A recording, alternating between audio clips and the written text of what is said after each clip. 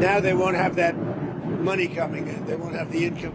ভেনেজুয়েলায় সাম্প্রতিক ঘটনা আর শুধু দেশটির অভ্যন্তরীণ সংকট নয়, এটি এখন আন্তর্জাতিক অঙ্গনে উদ্বেগ ও অস্থিরতা সৃষ্টি করেছে।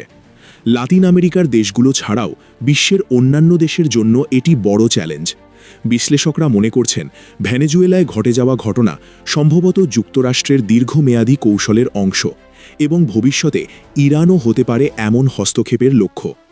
ভেনেজুয়েলার ওপর এই অভিযানকে অনেকেই আন্তর্জাতিক আইন ও রীতিনীতির লঙ্ঘন হিসেবে দেখছেন।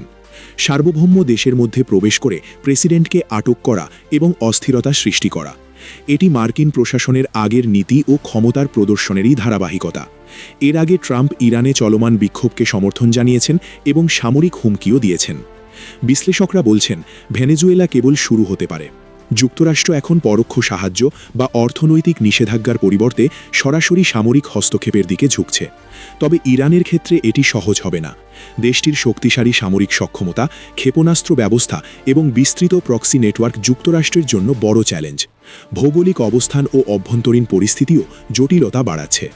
তেলের ভূ রাজনীতি ও বিশ্ববাজারের ওপর প্রভাবও গুরুত্বপূর্ণ।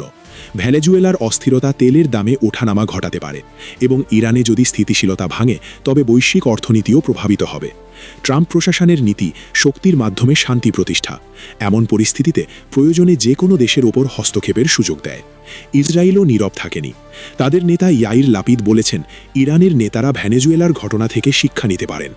একই সময়ে ইরানের জাতিসংঘ দূত নিরাপত্তা পরিষদে চিঠি দিয়ে ট্রাম্পের হুমকিকে নিন্দা জানান।